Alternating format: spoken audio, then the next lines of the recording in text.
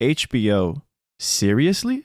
This was season 2 of The Last of Us, a season filled with promises from the showrunners that there was going to be more action, more infected, more enemies to deal with, a darker story closely following the first half of The Last of Us Part 2, promising themes of the cycle of violence and hatred, revenge, misery, mental health, perspective, forgiveness, and at the end of all of it, what love can do to those who lose people they love in a world like this. We were promised, just like in season 1, that they would not change or add anything as long as it doesn't improve the story. And boy oh boy, have they gone against everything they promised and served us one of the weakest adaptations to what was one of the most emotional, gutting, and brutal experiences I and many others had when we played The Last of Us Part 2 years ago, for good or bad reasons. Because let me tell you this, even if you hated playing The Last of Us Part 2, at least those who love it and hate it can agree on one thing. The game made you feel something so strong, so unbearable at times, that it became an unforgettable experiences for better or worse. Watching season 2 though, I actually bursted out laughing at some points, not because the show had great comedic moments, but because some of the things that happen in this show is straight up idiotic writing that it had me literally cringing instead of actually feeling the weight and darkness that this story promised. It's like going to a nice bar and asking for a double shot of tequila, but when you take the shot, there's barely any alcohol in it because it's been watered down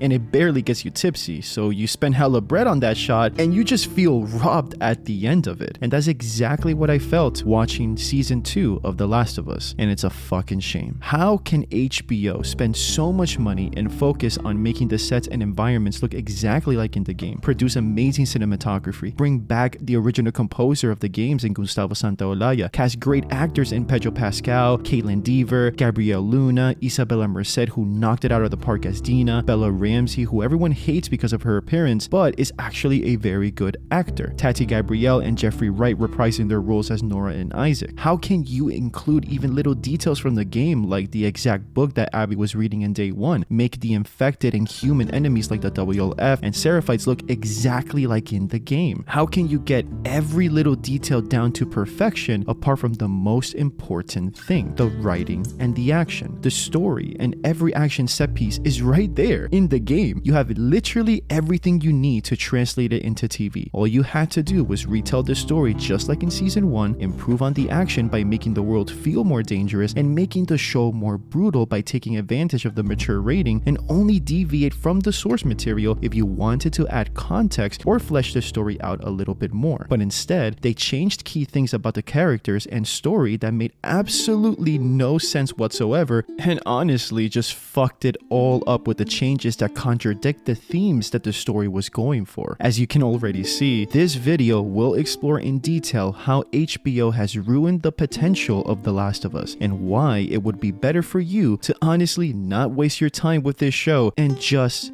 play the games.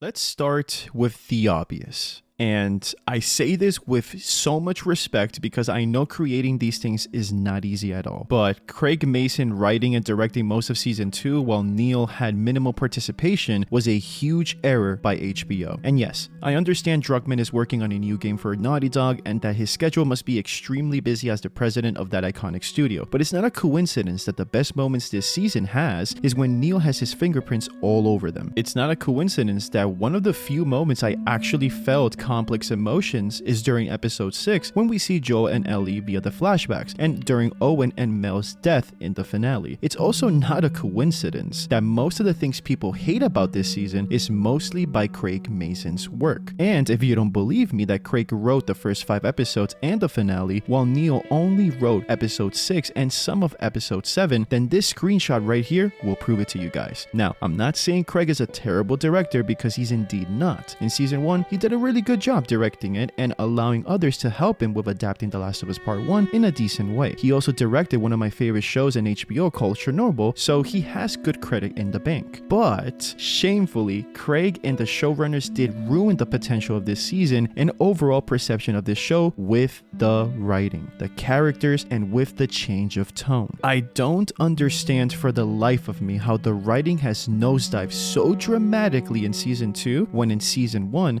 it was actually pretty good. And no, I'm not gonna hear the idiots online saying season 2 is shit because the game was shit, because the dialogue and the writing for season 2 honestly couldn't be further away from the quality of The Last of Us Part 2 even if they tried. In The Last of Us Part 2, there are so many examples where the writers trusted their audience to piece things together and treated us like we are illiterate enough to understand the themes and the characters by showing us more than just telling us. In the show, all they do is tell us how they feel, what we should feel, and what they're gonna do. All they do is literally tell but not show, which is the laziest and least creative way to tell stories and is truly an epidemic in modern storytelling. It's just not the Naughty Dog way, and it shows. And because all the characters in this season are dumping exposition at every chance they get, we barely have moments where we have Ellie, Dina, Jesse, and others going through tribulation trying to survive the impossible conditions of Seattle, which is basically a city in war between two factions. So many times we just see these characters walking through the abandoned streets of Seattle, giggling and acting dumb, with barely any enemies there to surprise them and make it feel like they arrived in hell. One of the things that makes both games so special and memorable is, for example, going into a high school to try to get a battery for a truck that Joel needs in Part 1 and narrowly surviving the infected, especially after battling that bloater. Or in Part 2, when Ellie is alone and is constantly having to either evade or confront the WLF, seraphites, or different types of infected and find ways to survive. The more Ellie survives, the more she falls into the pits of darkness, losing herself in the process trying to find Abby. And it's also a way for us to connect with her. In the show, it's not even 5% close to that. And we will touch on that later in the video, trust me,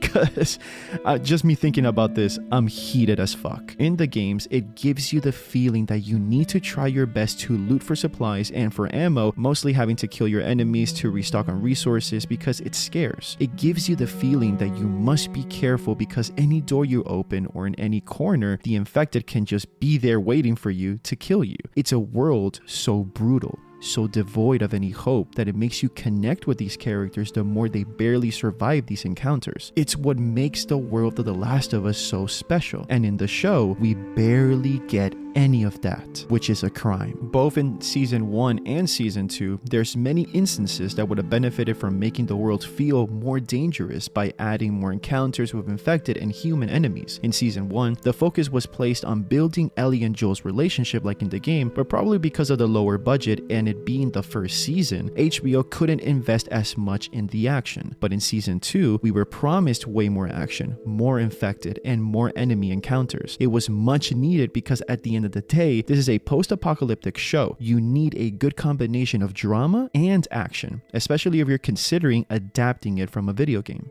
There's so many behind the scenes footage of Bella training for months for these action sequences. Some of those action sequences even filmed but completely cut from the show entirely. Imagine if they included action set pieces like Hillcrest and getting into the hospital to try to find Nora while evading or killing the WLF in day 2 of the game, or included Ellie and Jesse fighting off some WLF trying to get Tommy in day 3 of the game. These sequences could have put these characters into interesting situations that could have allowed for us to connect with them in organic ways. For the life of me, I will never understand how they thought it was a good idea to cut those things out of the fucking show and prefer to have the characters dump exposition every chance they got and just make these characters look so out of their depth for no fucking reason. Like, they even had Bella holding a rifle in the promotional posters only to take the rifle out of the Blu-ray cover because Ellie this season literally kills almost nobody. Like, what is the point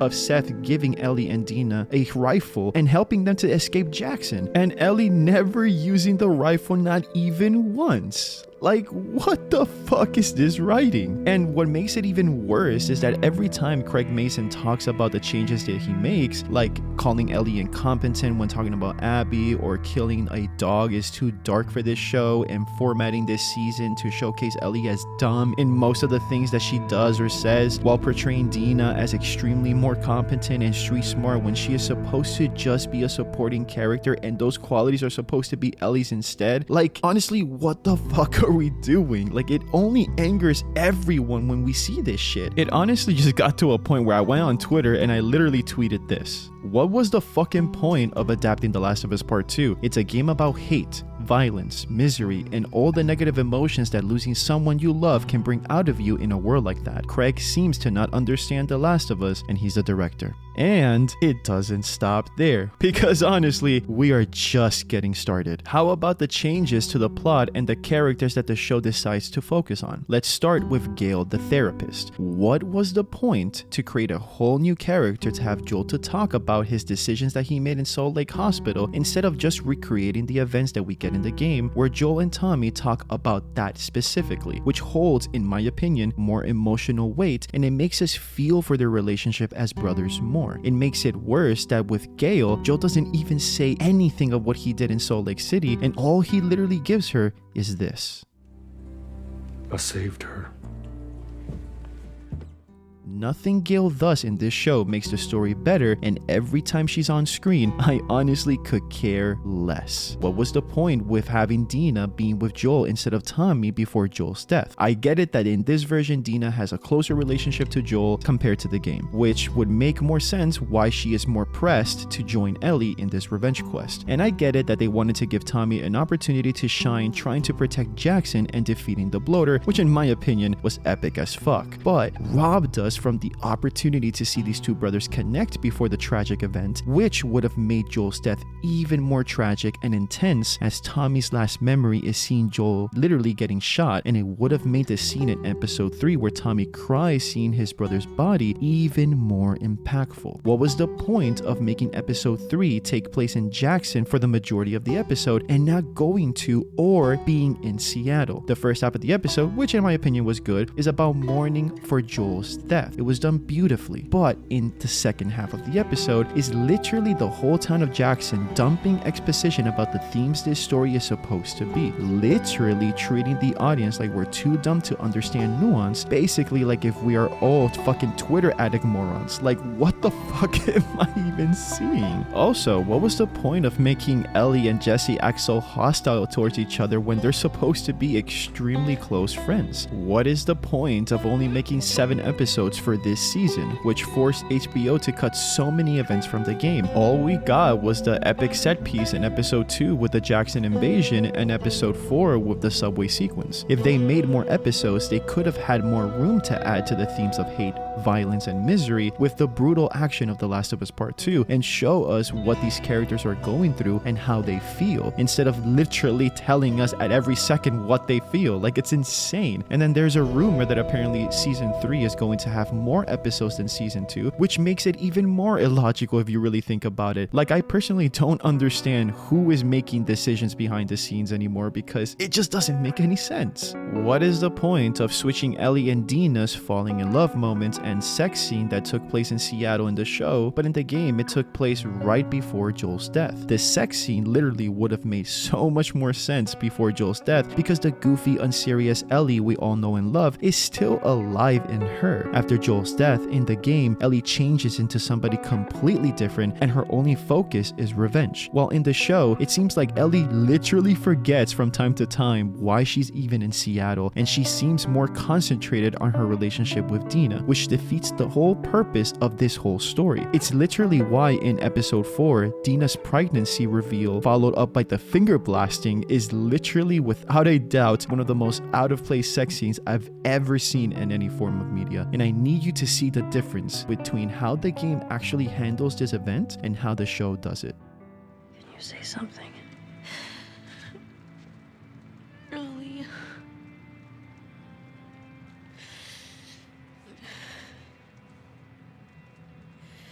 I think I'm pregnant. What? Don't worry, it's not yours. What are we supposed to do now? Nothing. I just need to rest for a second. Are you fucking kidding? How long have you known? It was late a few weeks ago. A few weeks? We could have still turned back. I didn't know. I wasn't sure, okay? I didn't want to be a burden. Well, you're a burden now, aren't you?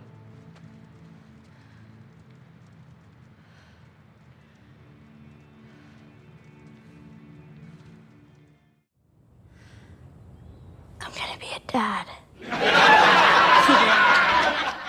Like, bro, really? And the thing that kills me the most, what was the point of killing Joel if Ellie was gonna still act like young Ellie in season 1 after his death and had to be motivated and reminded constantly by Dina in Seattle about their mission to avenge Joel? It literally feels like Dina cared more than Ellie, which is beyond disgusting writing. And because we're talking a lot about the changes that ruined the potential of this show, let's focus on the biggest change that, in my opinion, has ruined my emotional investment in this show, and it's probably going to be what I'm going to talk in the remainder of this video, and that is the character assassination of one of my favorite characters in fiction, Ellie Williams.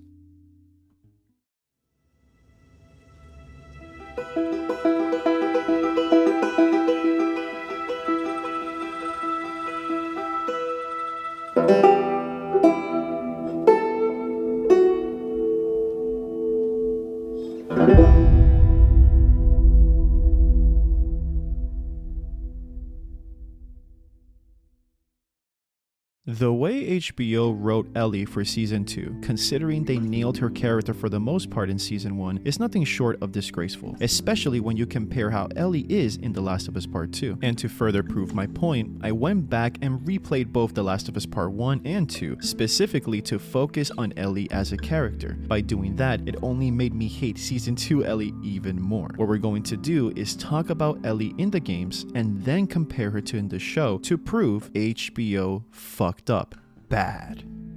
In The Last of Us Part 1, we are introduced to a 14-year-old Ellie who is just a goofy tomboy girl who knows nothing about the outside world apart from the QZ in Boston. She's excited that she finally gets to leave the QZ when she joins Joel and Tess in a quest to go outside the city and deliver her to the Fireflies. In the process, Joel and Tess find out that she's immune, and it gets to the point where even Tess, when she's infected, starts to believe she could be that slim hope to save the world. Despite of Ellie losing her best friend in Riley and someone she grew to respect in a short amount of time in Tess, Ellie continues to still be a positive, goofy, and just an innocent, beautiful child who starts to believe that her immunity and existence finally means something. She now has a bigger purpose. That purpose, where in time, that purpose pushes her closer to Joel. After surviving impossible situations together, their relationship starts to grow stronger, especially after meeting and shamefully losing Sam and Henry in the process. Even after those traumatic events, Ellie continues to hold on to who she is. Her purpose plus Joel literally is what keeps her sane. That's why she breaks down emotionally when she finds out that Joel wanted to leave her behind with Tommy because he was getting too attached to Ellie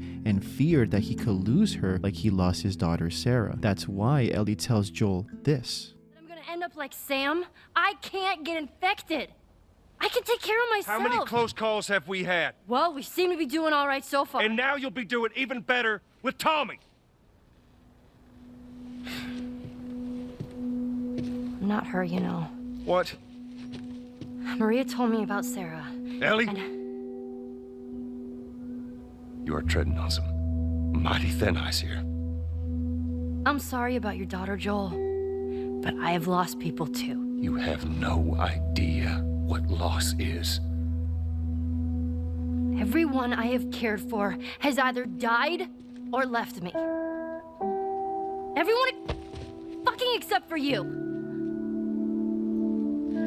So don't tell me that I would be safer with someone else, because the truth is I would just be more scared.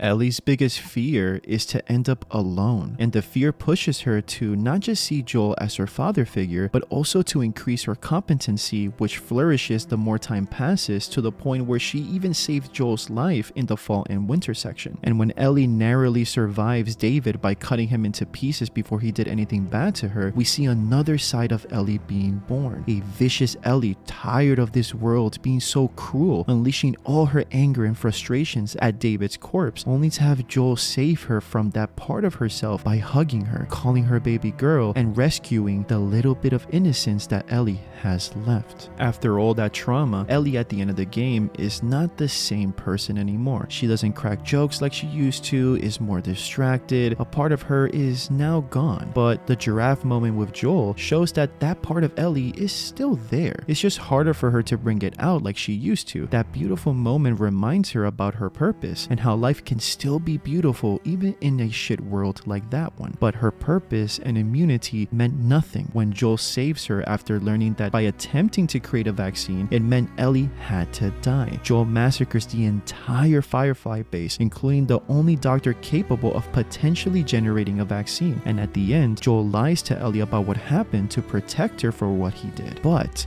because of that, Ellie is no more the same. And we see more of that in The Last of Us Part 2. Weeks after the ending of The Last of Us Part 1, Ellie's personality is more chill and not as outgoing as she used to be. We see that in the Future Days scene. But during her 16th birthday, when Joel takes her to the dinosaur and space museum, we see the old Ellie come out once again, giving us one of the best moments ever between Ellie and Joel. But once she sees the Firefly logo later that day, which causes her to find out what happened in Salt Lake Hospital a year later, Ellie's world comes upside down. And ever since then, we don't see that version of Ellie anymore. And even though she's a bit playful and goofy with Dina and Jesse before Joel's death in The Last of Us Part 2, it's a far cry from who she used to be. But everything changes when Joel dies. The man she viewed as her father figure, the man the day before he died was told by her that she wanted to try to forgive him again and reconnect with him. The man that did everything he could to save her in Part 1 and did everything he could to be a good father in the 5 years they lived in Jackson was brutally killed in front of her, causing Ellie's world and psyche to implode.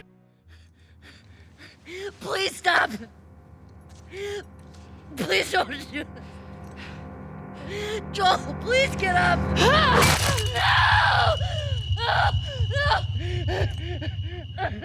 From this moment, Ellie starts her decline to darkness. She cries when smelling and hugging Joel's jacket, the last scent of her father. Once Ellie and Dina arrive to Seattle, Ellie doesn't look back. And the more time she spends in Seattle, the closer she gets to Abby and her friends, killing every one of them to the point where Ellie is truly now far gone. Ellie is so obsessed with revenge the more time passes that she calls Dina a burden when Dina reveals she's pregnant on day 1. On day 2, she is so desperate to find Nora so she can get clues on where Abby is that she decides to go alone to the hospital instead of waiting for Jesse to recuperate. She survives countless of Seraphites, infected, and WLF, being extremely clever and capable, unlike Ellie in the show. And when we see finally that she gets her hands on Nora, Ellie unleashes the darkest side of herself and proceeds to torture Nora, unleashing all her anger and frustrations until Nora gives in. Later that night, we see the iconic scene of Ellie's hands uncontrollably shaking as she can't believe what she allowed herself to do. In a scene with barely anything said between Ellie and Dina of what happened, Ellie's face did all the talking. The perfect definition of show,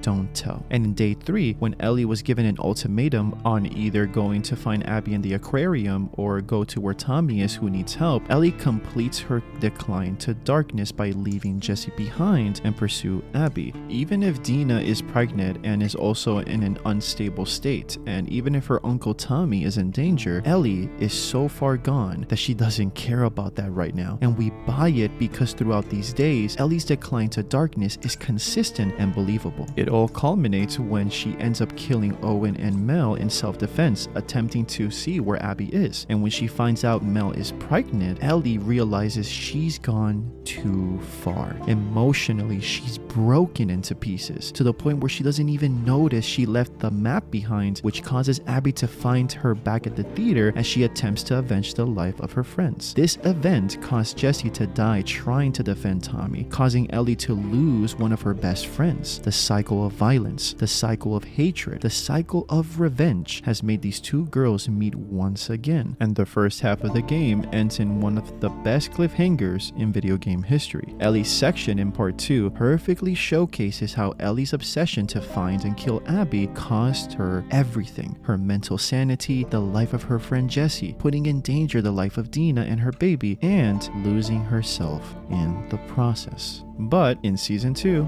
they absolutely destroyed Ellie by changing so much of how she behaves in Seattle, and because there's only 7 episodes, they rushed and cut so many things that would make Ellie's actions in episode 5 and in the finale feel justifiable and earned. Let's start with episode 1. Ellie is shown to be a more capable and competent person beating a big-ass man while sparring. Now, Jesse admitted that that man was holding back because he was going easy on Ellie, because if not, of course that man would easily overpower her. I mean, look at her.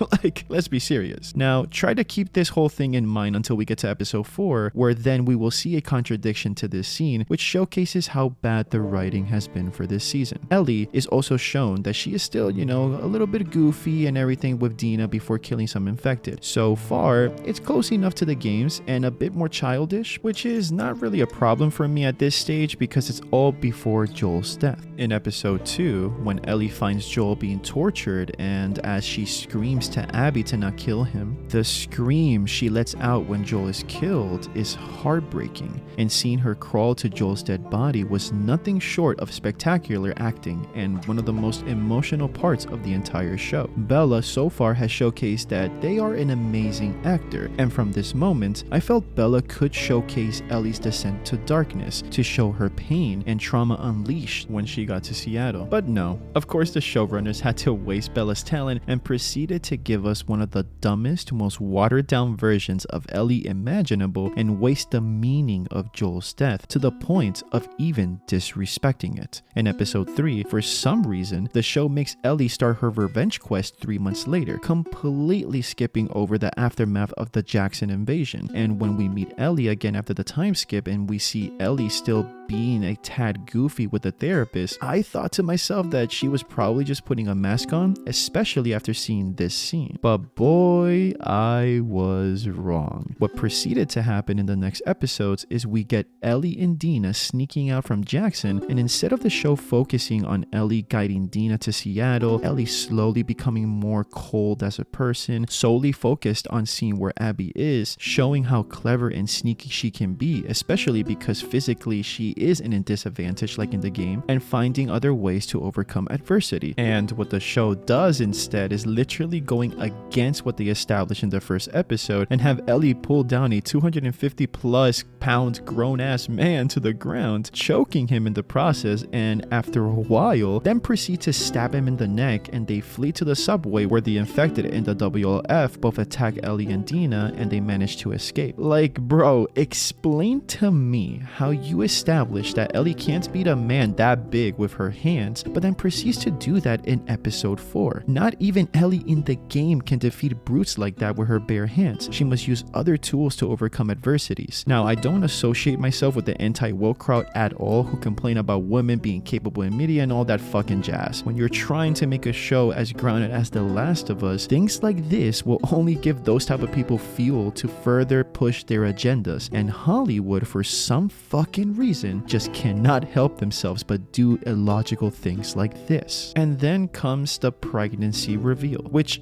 honestly is just pure cringe. Dina thinks Ellie is infected and points a gun at her. Ellie then proves to Dina with time that she's immune, and when Dina believes her, she tells Ellie she's pregnant. Now, I thought in this moment that Ellie was going to be mad at her like in the game, and that it was going to be the beginning of Ellie's descent to darkness, but no. Instead, Dina kisses Ellie, gets finger blasted in the process, and in the morning of day 2, they're both acting cute and all in love. Like, are we forgetting something here? Oh, yeah, Joel fucking died, Ellie. Like, what the fuck are we even doing here? This cannot be The Last of Us Season 2, surely, right? This is probably just a big bump in the road, and episode 5 and 7 won't be this bad, right? Wrong. After this, we basically get Ellie throughout the show, not showcasing any type of rage and any type of decline emotionally, always being reminded and motivated that they came to Seattle to avenge Joel by Dina. It's Dina who's insisting. It's Dina who's extremely more competent and is guiding Ellie instead of it being the other way around. In episode 5, instead of the show allowing Ellie to be clever and get rid of Infected herself or introducing set pieces to showcase how much Ellie has grown, she instead gets saved by Jesse, who for some reason is acting tired of always having to save her, which is literally the opposite of who Jesse is in the game, who in the game went to Seattle because he couldn't bear the idea that his friends were all alone there. He wanted to help. And one of the biggest crimes we get in this show is how this trio are literally escaping from the WLF, and once Dina gets injured, Jesse takes Dina away while Ellie conveniently finds the entrance to the hospital, and HBO literally skipped the entire action set piece of Ellie killing or evading the WLF inside the hospital and just makes us meet Ellie and Nora inside. And then we get Ellie's first glimpse of rage when torturing Nora, which in my opinion it was done in a good way, but because we are literally 5 episodes in out of the 7 and this is the first time we see Ellie literally showing some rage, it literally feels unearned, rushed, and just off. This is why I say HBO wasted Bella's talent. And once we get to episode 6, which for me was one of my favorite episodes, I still couldn't really be that happy with it. They skipped the dinosaur section, which again makes my point that this show needed more episodes and longer episodes as well to tell this story better. And yes, we had a wholesome moment between Ellie and Joel in the capsule, and having to see every year of Ellie's birthday while we see their relationship evolve was honestly a nice deviation from the game. We then see one of the things that made me so fucking mad. I wanted to break my TV while I was watching it live. And that's when we see how Ellie figured out Joel lied to Ellie about Salt Lake. When Joel promises to Ellie that he won't kill Eugene and proceeds to do it either way, Ellie, by seeing how Joel looked at her, was basically the same look and promise that he gave her at the end of season 1. She puts 2 and 2 together and figures it out. How the fuck can Ellie be so fucking smart here, but during her time in Seattle, she's extremely dumb and is extremely incompetent? Oh, right.